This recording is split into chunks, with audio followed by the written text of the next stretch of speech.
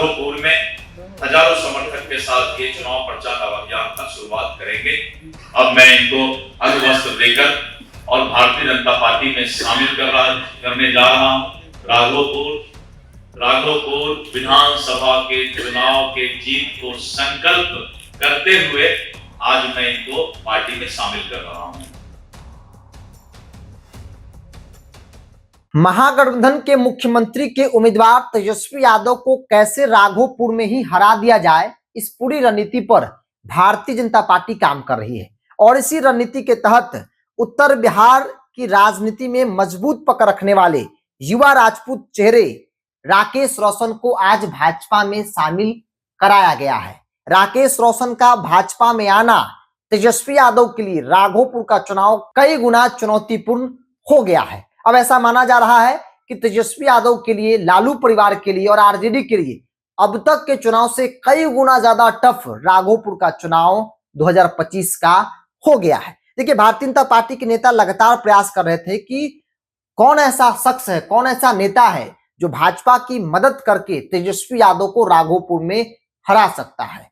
और इसी कड़ी में भाजपा नेताओं ने प्रयास किया और राकेश रोशन को बीजेपी ज्वाइन करवाया, जिसमें बड़ी भूमिका कृष्ण कुमार कल्लू, जो युवा मोर्चा के प्रवक्ता भी हैं, उनकी है। और इनके अलावा कई ऐसे नेता थे जो लगे थे दिन रात की किसी भी तरीके से अगर तेजस्वी यादव को हराना है तो राकेश रोशन को बीजेपी के साथ जोड़ना होगा, राकेश रोशन को बीजेपी में लाना होगा। और इसी रणनीति और यह संभव जो है वो हुआ है। राकेश रोशन के बारे में अब जरा जान लीजिए। राकेश रोशन के पिता ब्रजनाथी सिंह बिहार की राजनीति के कद्दावर नेता, राजपूत के एक बड़े चेहरे, जिनकी हत्या AK-47 से अपराधियों ने कर दी थी, जिसके बाद राजनीतिक तौर पर विरासत राकेश रोशन ने पिता की विरासत को आगे जो है वो बढ़ाई। आज भी वो मजबूती के साथ उस विरासत को आगे ले जा रहे हैं।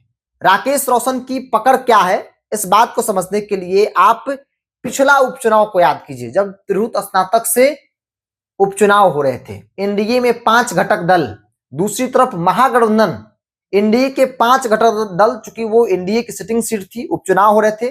अभिषेक झा को उम्मीदवार बनाया गया था और अभिषेक झा के लिए तमाम नेता कैंपेन कर रहे थे। और तब एनडीए को 10,000 वोट आया था। और जो परिणाम आया, बेशक राकेश रोशन चुनाव नहीं जीते, लेकिन परिणाम ने सबको चौंका दिया था। राकेश रोशन निर्दलीय मैदान में थे और राकेश रोशन को 4,000 वोट आया था। कोई मामूली बात नहीं है। एनडीए 10,000, तमाम बड़े नेता, राकेश रोशन अकेले लड़कर 4,000 वोट लाकर बताया था कि हमारी पकड़ तिरहुत और उस आसपास के क्षेत्रों में क्या है। इसके अलावा 2020 को याद कीजिए, एलजेपी के टिकट पर राकेश रोशन चुनाव लड़ रहे थे और 25,000 से अधिक वोट राघोपुर के लोगों ने उनको दिया था। और इसीलिए कहा जा रहा है कि राकेश रोशन की लोकल पॉलिटिक्स में वहां पर मजबूत पकड़ है।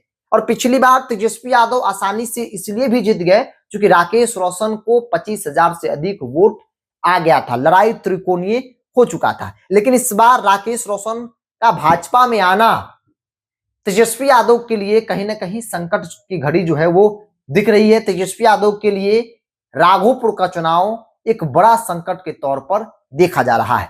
आज बीजेपी प्रदेश कार्यालय में प्रदेश अध्यक्ष दिलीप जायसवाल ने पार्टी की सदस्यता दिलाई।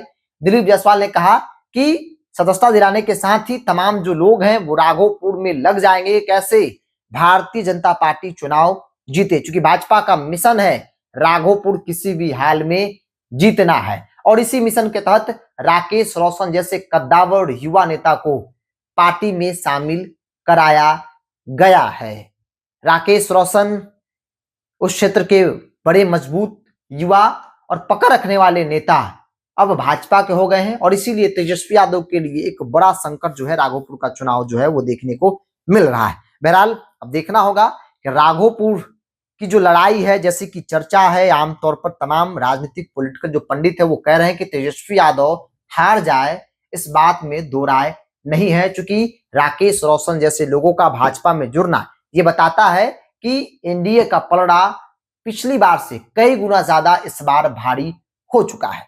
आप क्या मानते हैं? आप अपनी राय को कमेंट्स बॉक्स में रखिए। इस पूरी रिपोर्ट में इतना ही। बहुत बहुत धन्यवाद।